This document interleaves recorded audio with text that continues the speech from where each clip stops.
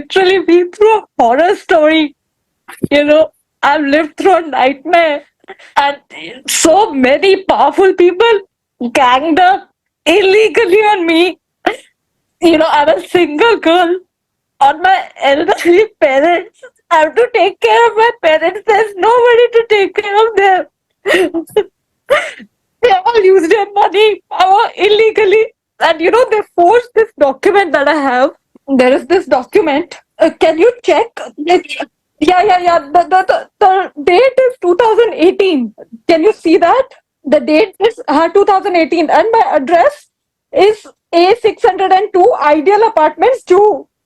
I purchased this flat in 2020. These are the property papers. This man, he forged the document and implicated me. We have gone through literal torture for a month and a half. Mumbai నటి కాదంబరి జత్వాని ఈ case మొట్టమొదట 4 రోజుల క్రితం flash అయినప్పుడు ఈ video నేను చేయాలా వద్దా అని చెప్పి ఆలోచించాను. అంటే పబ్లిక్ ఇంట్రెస్ట్ ఇందులో ఉందా లేదా అని చెప్పి. కానీ రాను రాను కనుక పరిస్థితులు కనుక చూసుకుంటే స్వరూప స్వభావాలు మారిపోతున్నాయి. అనేక కొత్త ప్రవేశం చెందుతున్నారు సూత్రధారులు, పాత్రధారులు. అలాగే ఐపీఎస్ అధికారులు చేసినటువంటి అవినీతి లేకపోతే హడావుడి అంతా ఇంత కూడా కాదు. ఐపీఎస్ అధికారులు ముస్సరిలో ట్రైనింగ్ పొందుతారు. వాళ్ళు మన భారత శిక్షా స్మృతిని అనుసరించి ఎవరైతే చట్టాన్ని అధిగమించారో వాళ్ళని శిక్షించాలి తప్ప మిగతా వాళ్ళని కాదు. ఇందులో చాలా లూప్ హోల్స్ ఉన్నాయి. అలాగే సమాజం నేర్చుకోవాల్సింది ఉంది. ఎంత ఇబ్బంది పడతారు సామాన్యులు అనేవి కూడా ఇందులో అనేక విషయాలు ఉండటంతో ఈ వీడియో చేయదలిచానని చెప్పి నిర్ణయించుకున్నాను. ఇందులో కనుక చూసుకుంటే కాదంబరి జత్వాని ఈవిడ ఒక సినిమాకి సంబంధించినటువంటి హీరోయినే కాదు, ఒక డాక్టర్ కూడా. మరి తండ్రి కనుక చూసుకుంటే ఆయన కూడా మంచి ఆఫీసరు, మర్చెంట్ నేవీలో ఆఫీసరు. తల్లి కనుక చూసుకుంటే ఆవిడ రిజర్వ్ బ్యాంకులో ఒక మేనేజరు. సో వీళ్ళ కుటుంబం కనుక చూసుకుంటే ఒక మంచి ఉన్నత విలువలు కలిగినటువంటి కుటుంబమే. అయితే ప్రాబ్లం ఎక్కడొచ్చింది అని కనుక చూసుకుంటే వ్యాపారవేత్త అయినటువంటి సజ్జన్ జిందాల్తో ఈమె పరిచయం. అది కూడా యూఏఈలో జరిగింది. అంటే దుబాయ్లో ఒక ఐపీఎల్ క్రికెట్ మ్యాచ్లో వీళ్ళిద్దరి మధ్య పరిచయం జరిగింది. ఆ తర్వాత వీళ్ళిద్దరు నెంబర్స్ మార్చుకున్న తర్వాత ఫోన్లో మాట్లాడుకున్నారు. పర్సనల్గా కూడా జిందాల్ ఆఫీస్లో వీళ్ళు కలిశారు. ఈ పరిచయం కొంచెం ముందుకెళ్ళినట్టుంది. అయితే ఆ పరిచయంతో ఒకసారి ఒక పెంట్ హౌస్లో కలిసినప్పుడు జిందాల్ తనని రేప్ చేశాడని చెప్పి ఆవిడ పోలీస్ కేసు పెట్టింది. ఆ పోలీస్ కేసు ఎక్కడ నమోదైందంటే దాదాపుగా 2023 డిసెంబర్ 13వ తారీఖున ముంబైలో ఎఫ్ఐఆర్ అయింది. ఎఫ్ఐఆర్ అయిన తర్వాత డిసెంబర్ 29న సజ్జన్ జిందాల్ వచ్చి ఆంధ్రప్రదేశ్ ముఖ్యమంత్రి జగన్మోహన్ రెడ్డిని కలవడం జరిగింది. అసలు సజ్జన్ జిందాల్ ఎవరు? జగన్మోహన్ రెడ్డి అయినటువంటి ఇతనికి ఉన్నటువంటి మిత్రత్వం ఏంటి అని కనుక చూసుకుంటే వైఎస్ రాజశేఖర రెడ్డి ముఖ్యమంత్రిగా ఉన్నప్పుడు సజ్జన్ జిందాల్ ఆంధ్రప్రదేశ్కి తరచుగా వచ్చేవారు. అప్పుడు రాజశేఖర రెడ్డి సజ్జన్ జిందాల్కి ఒక రిక్వెస్ట్ చేశారు. మా అబ్బాయికి మరి యాక్చువల్గా బిజినెస్లో మంచి షైన్ అవ్వాలి, మీరు సలహాలు ఇవ్వండి అని చెప్పి కోరటంతో ముంబై జగన్మోహన్ రెడ్డి వెళ్ళారు. ఆయన ఆఫీస్లో కలిసేవారు. ఎన్నో సలహాలు ఆయనే ఇచ్చారని చెప్పి ఒక ప్రెస్ మీట్లో కూడా చెప్పడం జరిగింది. అంటే ఒక బిజినెస్ పరంగా గురువు సజ్జన్ జిందాల్. తర్వాత కాలంలో జగన్మోహన్ రెడ్డి ముఖ్యమంత్రి అయిన తర్వాత సజ్జన్ జిందాల్ ఇక్కడ పెట్టుబడి పెట్టడానికి ముందుకు వచ్చారు. మీకు బాగా గుర్తుండే ఉంటుంది, కడపలో స్టీల్ ఫ్యాక్టరీ పెట్టడానికి ఆయన ముందుకు వచ్చారు. దాంతో వీళ్ళిద్దరి మధ్య ఉన్న అనుబంధం మరింత పెరిగింది. సరే, ఇండస్ట్రీస్ కూడా రావాలని ముఖ్యమంత్రి కోరుకుంటారు కాబట్టి వాళ్ళకి సపోర్టింగ్గా ఉండటంలో తప్పు లేదు. కానీ ఎంతవరకు ముఖ్యమంత్రిగా పెట్టుబడులు పెట్టించి ఇండస్ట్రీస్ నెలకొల్పడానికి, ఇన్ఫ్రాస్ట్రక్చర్స్ ఇవ్వడానికి, ఫెసిలిటీస్ ఇవ్వడానికి మాత్రమే. కానీ ఇక్కడ సజ్జన్ జిందాల్ వచ్చింది వేరే పర్పస్ మీద. తాను కాదంబరి జత్వాని పెట్టినటువంటి కేసు నుంచి తప్పుకోవడానికి ఆంధ్రప్రదేశ్ ప్రభుత్వాన్ని సహాయం కోరారని చెప్పి ఇక్కడ ప్రత్యేకమైనటువంటి ప్రతిపాదన. దీంతో అప్పటి సకల శాఖ మంత్రి అయినటువంటి సజ్జల రామకృష్ణారెడ్డి పేరు ఎక్కువగా వినపడుతోంది. అలాగే ఈ కంప్లైంట్ మరి కౌంటర్ కంప్లైంట్ ఎవరు ఇవ్వాలి? కుక్కల విద్యాసాగర్ రావు అని చెప్పేసి ఇక్కడ ఒక అతను ఎంట్రీ అయ్యాడు. ఇతను ఏం చేశాడంటే ఒక కంప్లైంట్ ఇచ్చాడు. అది కూడా దేని మీద? ఫోర్జరీ మరి చీటింగ్ కేసు. ఈ ఫోర్జరీ చీటింగ్ కేసు కూడా చాలా వెరైటీగా ఉంది. చీటింగ్ కేసు వచ్చేప్పటికి యాక్చువల్గా వీళ్ళిద్దరి మధ్య పరిచయం అసలు ఎక్కడ జరిగింది. కుక్కల విద్యాసాగర్ రావు ఎవరు అంటే కుక్కల నాగేశ్వరరావు అని చెప్పేసి కృష్ణా జిల్లా పరిషత్ చైర్మన్. ఇతను యాక్చువల్గా మంచి బిజినెస్ పర్సన్ కూడా. పోర్టుకి సంబంధించినటువంటి ఎక్స్పోర్ట్స్ ఇలాంటి వాటిల్లో కూడా ఇతనికి షిప్పింగ్ సంబంధించినటువంటి ఇది కూడా ఉంది, మంచి పేరు కూడా ఉంది ఇతనికి. ఇతను రాజకీయంగా మంచి చక్రం తిప్పాడు. ఇలాంటి వాటికి తనయుడైనటువంటి ఇతను 2014 సంవత్సరంలో పెనమలూరు అసెంబ్లీ స్థానం నుంచి పోటీ చేశాడు. 2009 సంవత్సరం నవంబర్ మంత్లో ఇతను హైదరాబాద్కి ఒక పెళ్లికి వెళ్ళినప్పుడు ఈ కాదంబరి చత్వాని పరిచయం అయింది. ఈ పరిచయం కాస్త వీళ్ళిద్దరూ కొంచెం ముందుకెళ్ళి వీరు హోటల్స్లో రూమ్ బుక్ చేయటం, వీళ్ళు కలవటం కూడా జరిగిందని చెప్పడం జరుగుతోంది. అంటే వీళ్ళిద్దరి మధ్య ఒక పరిచయం అనేది ఉంది. సరే, అడల్ట్ అయినప్పుడు వాళ్ళిద్దరు ఎక్కడ కలుసుకున్నారు, ఎప్పుడు కలుసుకున్నారు అనేది వాళ్ళు పూర్తిగా వ్యక్తిగతమైనటువంటి విషయం.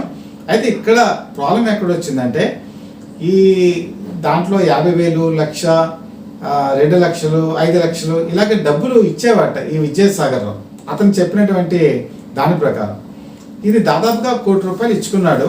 అలాగే ఆవిడ రూమ్స్ బుక్ చేయమన్నప్పుడు వల్ల కూడా రూమ్స్ బుక్ చేసేవాడు. సో దీనికి సంబంధించినటువంటి ఫొటోస్ కూడా ఇతను వాళ్ళిద్దరు ఉన్నటువంటి ఫొటోస్ కూడా ఉన్నాయట. సో అలా కాకుండా ఇతను ఏం చేశాడంటే తను న్యూట్గా ఉన్నటువంటి ఫొటోస్ ఈవిడికి కొన్ని పంపించాడు. అసలు ఈ న్యూట్ ఫొటోస్ ఏంటో నాకు అర్థం కావట్లా. ఈ మధ్య కనుక చూసుకుంటే మరి అనంతబాబు, ఎమ్మెల్సీ అనంతబాబు ఈయన బట్టలు తీసుకొని ఒక వీడియో చేసి ఈ మధ్య అంతా హల్చల్ చేశాడు. మరి కనుక చూసుకుంటే ఒక మాజీ ఎంపీ, ఆయన కూడా వైఎస్ఆర్సీపీకి చెందిన వ్యక్తే, ఆయన అదే పని చేశాడు. అసలు ఆదిమానవులు బట్టలు లేకుండా తిరిగేటువంటి సంస్కృతి మరి వీళ్ళు ఎలా నేర్చుకున్నారో, ఈ వీడియోలు తీయడం ఏంటో, ఈ డ్యాన్సులు చేయడం ఏంటో మరి మనకు అర్థం కాని పరిస్థితి. సో ఈ న్యూడ్ ఫోటోలన్నీ కూడా ఆమెకి పంపించి చాలా ఇబ్బంది పెట్టాట. అయితే ఇతనికి పెళ్ళైంది, ఈ కుక్క విద్యాసాగర్ రావుకి పెళ్ళైంది. భార్య 14 నెలలకే విడాకులు ఇచ్చి వెళ్ళిపోయింది. దీంతో ఈ కాదంబరి జత్వాన్ని కూడా అర్థమైన విషయం ఏంటంటే ఇతను ఒక పర్వర్టెడ్ ఫెలో, ఇతనితో మనం కలిసి మనం ఉండలేమని చెప్పి నిర్ణయానికి వచ్చి ఇంకా అప్పటి నుంచి దూరంగా ఉండడం మొదలైంది. ఇది అసలు వీళ్ళిద్దరి మధ్య ఉన్నటువంటి పరిచయం. అయితే మరి ఇక్కడ ఏం చేశాడంటే ఈ ₹1 కోటి ఈ డబ్బులు ఇచ్చాను, ఇది చీటింగ్ కేసు కింద పెట్టాడు. ఫోర్జరీ కేసు ఒకటి పెట్టాడు. అది ఏంటంటే 2018 సంవత్సరం విషయాన్ని తీసుకొచ్చాడు. జగ్గయ్యపేటలో ఈ కుక్కల విద్యాసాగర్ రావుకి 5 ఎకరాల భూమి ఉంది, అది పొలం ఉంది. ఈ పొలాన్ని 2018 సంవత్సరంలో ఆ పొలాన్ని తన పొలమే అని భ్రమింపచేసి అమ్మటానికి ప్రయత్నించిందని ఆరోపణ. అది కూడా ఎవరికి అమ్మాలని ఎవడు అనుకుంది? అసలు ఎక్కడ ముంబైలో ఉంటుంది, ముంబైలో కృష్ణా డిస్ట్రిక్ట్లో ఎక్కడ జగ్గయ్యపేట ఉందో ఆవిడకి ఏం తెలుసో కూడా మనకి తెలియదు, ఎవరికి తెలియదు అంత డీటెయిల్డ్గా. సరే, ఆ పొలాన్ని ఎవరికి అమ్మాలని చూసింది? నాగేశ్వర రాజు అనే అతనికి అమ్మాలని చూసింది. భరత్ అన్నతను కూడా ఉన్నాడు ఇందులో. ఈ నాగేశ్వర రాజు ఎవరు అంటే ఈ కుక్కల నాగేశ్వరరావుకి ప్రధానమైనటువంటి అనుచరుడు. అంటే విద్యాసాగర్ వాళ్ళ ఫాదరే కదా కుక్కల నాగేశ్వరరావు. ఇతను సర్పంచ్గా ఇతని నాగేశ్వరరాజుని గెలిపించడానికి ₹1,00,000 ఖర్చు పెట్టాట. మరి అలాంటి నాగేశ్వరరాజుకి ఈ మరి కొడుకైనటువంటి కుక్కల విద్యాసాగర్ పొలాన్ని ఈవిడ అమ్మాలని ప్రయత్నం చేస్తే మరి అతనికి తెలియదా అసలు ఈ పొలం ఎవరిది, ఎక్కడిది? కనీసం ఫోన్ చేయడా ఎవరికి? విద్యాసాగర్ రావుకి ఇలా నీ పొలాన్ని ఆవిడ అమ్మాలని చూపిస్తుందని. కానీ అదేమీ తెలియకుండా ఇతను ఏం చేశాట, ₹5,00,000 అడ్వాన్స్ ఇచ్చాడు. ఇదే ఇక్కడే మెయిన్ ఈ ఫ్రేమింగ్ చేసేటువంటి స్టోరీలోనే చాలా పెద్ద తప్పుడు అడుగు వేసుకున్నారు వీళ్ళు. ₹5,00,000 అడ్వాన్స్ ఆవిడకి ఇచ్చాట. అయితే 2018 సంవత్సరంలో మరి ఇది జరిగింది ట్రాన్సాక్షన్. 2020లో వీడు ఒక సొంత ఇల్లు కట్టుకుంది. అయితే వీళ్ళు ఏం చేశారు, 2018 సంవత్సరంలో 2020లో ఉన్నటువంటి ఇంటి అడ్రస్నే ఇచ్చారు. ఇదొక మరొక విచిత్రం. అంటే లేని ఇల్లుని 20లోనే ముందే ఉంటుందని ఊహించి అడ్రస్ ఇచ్చారు. ఇది ఒక పెద్ద తప్పు. ఈ 5 ఎకరాల పొలం విషయం ఎప్పుడు గుర్తుకొచ్చిందంటే 2024 జనవరి 29న ఈ కుక్కల విద్యాసాగర్ రావుకి గుర్తుకొచ్చింది. వెంటనే ఆగమేఘాల మీద ఏం చేశారంటే పోలీస్ కంప్లైంట్ ఇచ్చాడు. పోలీసులు ఏం చేశారంటే ముందు వెనక చూడకుండా ఈ ఫోర్జరీ చీటింగ్ కేసు ఏదైతే ఉందో దీన్ని పెట్టుకొని క్రాంతి రాణా టాటా, ఈయన విజయవాడ అప్పట్లో కమిషనరు, అలాగే ఈ దగ్గర డీసీపీ కన్నా విశాల్ గున్ని, వీళ్ళందరూ కూడా ఆగమేఘాల మీద ప్రతిస్పందించారు. ఒక ప్రత్యేకమైన టీంని తీసుకొని ఫిబ్రవరి మంత్లో ముంబై వెళ్ళారు. విశాల్ గున్ని ఒక స్టార్ హోటల్లో ఉండి తన టీంని మాత్రమే వాళ్ళ ఇంటికి పంపించాడు. అక్కడ ఉన్నటువంటి ఎలక్ట్రానిక్ ఎక్విప్మెంట్ అంతా కూడా వీళ్ళు సీజ్ చేసేసారు. అలాగే 18 బ్యాంక్ అకౌంట్లని సీజ్ చేసేసారు. సీజ్ చేసి వాళ్ళందరినీ కూడా మళ్ళీ ఇక్కడ పట్టుకొచ్చేసారు. ఫ్లైట్లో పట్టుకొచ్చి విజయవాడలో ఒక గెస్ట్ హౌస్లో పెట్టారు. ఇబ్రహీంపట్నంలో పోలీస్ స్టేషన్లో కేసు నమోదైంది, కానీ దర్యాప్తు అంతా కూడా విజయవాడలో చేశారు. ఇదే ఒక ఎలక్ట్రికల్ గెస్ట్ హౌస్లో పెట్టి దాదాపుగా చిత్రహింసలు పెట్టారు. యాక్చువల్గా పోలీస్ కంట్రోల్ రూమ్ ఒకటి ఉంటుంది, అందులో కూడా విచారణ జరిపారు. ఒక లేడీ ఉండి లేడీని ఎప్పుడు విచారణ జరపాలి? డే టైంలోనే విచారణ జరపాలి. కానీ కంటోన్మెంట్ రూమ్లో వీళ్ళు ఏం చేశారంటే నైట్ టైం పోలీస్ ఆఫీసర్ వెళ్ళి ఈ కాదంబరి జత్వానీని ఎంక్వైరీ చేశారు. ఇది ఎంత లీగల్? ఒక నైట్ టైం లేడీని ఒక పోలీస్ ఆఫీసర్స్, అందులో మెయిల్ పోలీస్ ఆఫీసర్స్ వెళ్ళి ఎంక్వైరీ చేస్తారా? ఇదొక పెద్ద క్వశ్చన్ మార్కు, ఇదొక పెద్ద తప్పిదం. మొత్తానికి ఇక్కడ తప్పు చేసింది ఎవరు అనుకుంటే కాదంబరి జత్వానీతో పాటు వాళ్ళ తల్లి అయినటువంటి ఆశా జత్వానీని పట్టుకొచ్చేసారు. అలాగే వాళ్ళ తండ్రిని పట్టుకొచ్చారు, తమ్ముడు కూడా పట్టుకొద్దాం అనుకున్నారు. కానీ తమ్ముడు లక్కీగా ఏంటంటే దుబాయ్లో ఉన్నాడు. దుబాయ్లో ఉండేటప్పటికి అతను పట్టుకురావడానికి కావాలా. వీళ్ళని చిత్రహింసలు పెట్టి అనేక రకాలైన బాధలు పెట్టి చివరికి వాళ్ళని ఏం చేశారంటే అనేక రకాలైన కేసులు పెట్టారు, సెక్షన్స్. ఆ సెక్షన్స్ అన్నీ కూడా 10 సంవత్సరాలు జైలు శిక్ష ఉండేటువంటి సెక్షన్లన్నీ పెట్టి రిమాండ్కి పంపించారు. రిమాండ్లో దాదాపు 40 రోజుల పాటు ఈ ముగ్గురు కూడా మగ్గారు. అయితే ఈ పోలీసులు ఇలా జైలుకి పంపించినటువంటి తరుణంలో ఒక లేడీని ఎంతవరకు ఇబ్బందులు పెట్టారో అంత ఇబ్బందులు పెట్టారు. చివరికి జైల్లో ఉన్నప్పుడు కూడా ఆవిడ పీరియడ్స్ టైంలో చివరికి కొన్ని ప్యాడ్స్ ఇవ్వాల్సినటువంటి సమయంలో కూడా వాళ్ళు ఇవ్వలేదు. లేడీస్కి ఇవ్వాల్సినటువంటి ప్యాడ్స్ కూడా ఇవ్వలేదు. చాలా ఇబ్బంది పరిస్థితి కూడా వచ్చింది. తల్లి కూడా చాలా బాధపడింది. ఇలా అనేక రకాలైనటువంటి బాధలు పడి వాళ్ళు బయటకు వచ్చిన తర్వాత వాళ్ళు ఏం చెప్పారంటే, మీకు అన్ని రుచి చూపించాం కదా, సినిమా అంతా చూపించాం కదా, కాబట్టి మీరు ఇప్పటికైనా ఒప్పుకోండి. మీరు ఏం చేస్తారంటే మా పరిస్థితి, మా పవర్ ఏంటో చూశారు. మేము అంతకుముందు మాజీ ముఖ్యమంత్రి అంటే చంద్రబాబు నాయుడు కూడా జైల్లో పెట్టించాం. మీరు మాకు ఒక లెక్క కాదు. ఇప్పుడు మీ బ్యాంక్ అకౌంట్ అన్నీ సీజ్ అయ్యాయి, డబ్బులు లేవు. కాబట్టి మీరు చెప్పిన చోట్ల సంతకం పెట్టమంటే బతుకు జీవుడా. ఇప్పుడు మీ బ్యాంక్ అకౌంట్ అన్నీ సీజ్ అయ్యాయి, డబ్బులు లేవు. కాబట్టి మీరు చెప్పిన చోట్ల సంతకం పెట్టమంటే బతుకు జీవుడా అనుకొని వాళ్ళు ఎక్కడ పెడితే సంతకాలు పెట్టమంటే అక్కడ సంతకాలు పెట్టారు.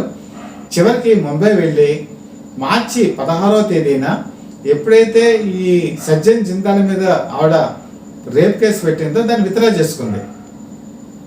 ఇది అసలైన స్టోరీ. అంటే ఇది కౌంటర్ కేసు అనమాట. అంటే ఒకళ్ళని కేసు విత్డ్రా చేసుకోవాలంటే ఇన్ని ఇబ్బందులు పెట్టారని క్లియర్గా తేడతనం అవుతోంది.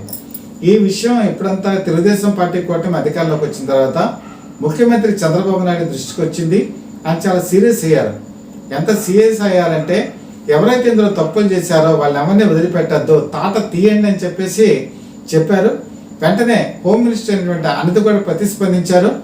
ఇప్పుడు స్రవంతి రాయ్ అని చెప్పేసి ఒక మహిళా పోలీస్ అధికారి ఏసీపీ ర్యాంకులో ఉన్నారు. మొత్తం దీనికి సంబంధించిన దర్యాప్తు బృందానికి ఈమెను అధినేతగా నియమించడం జరిగింది. అలాగే ఈరోజు మారిన చట్టాలకి అనుగుణంగా ఇప్పుడు ఆన్లైన్లో కంప్లైంట్ రైజ్ చేశారు. ఎక్కడైతే ఈ కాదంబరి జత్వాని ముంబైలో ఉన్నారో అక్కడి నుంచి ఆన్లైన్ కంప్లైంట్ రైజ్ చేశారు. కాకపోతే సేఫ్టీ సైడ్గా ఇప్పటికే హైదరాబాద్ నగరానికి చేరుకున్నారు.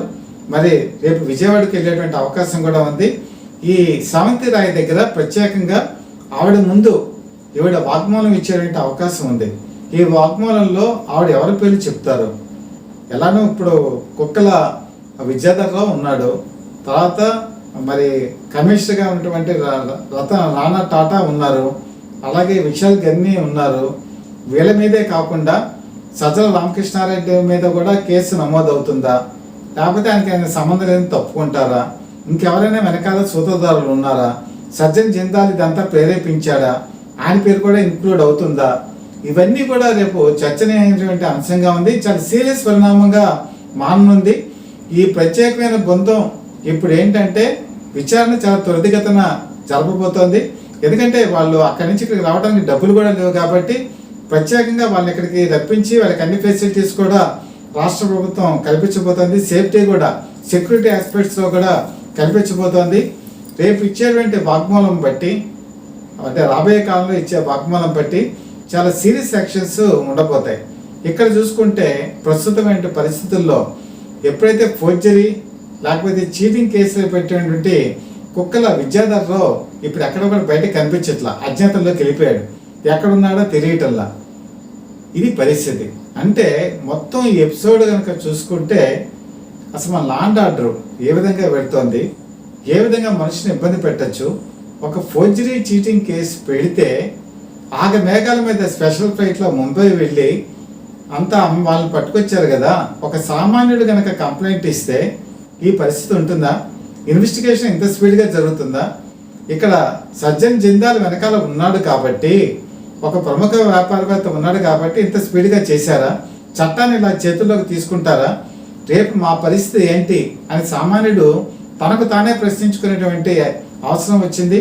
ఈరోజు కొన్ని ఛానల్స్లో కూడా లైవ్ టెలికాస్ట్ చేసినప్పుడు ఆడు బాధ వర్ణనాతీతం, ఆ ఏడుపు చూసి చాలామంది సినిమా ఇండస్ట్రీస్ కూడా మేము ఉన్నామంటూ భరోసా ఇస్తూ ముందుకు రావటం జరిగింది.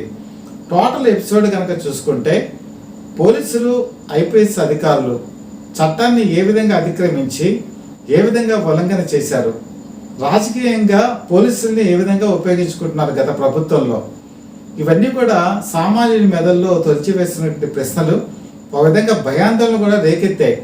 నిజంగా కనుక ఈ గవర్నమెంట్, పాత గవర్నమెంట్ మళ్ళీ వచ్చి ఉంటే ఈరోజు మా పరిస్థితి ఏంటని చెప్పి ఉలిక్కి పడేటువంటి పరిస్థితి కూడా వచ్చింది.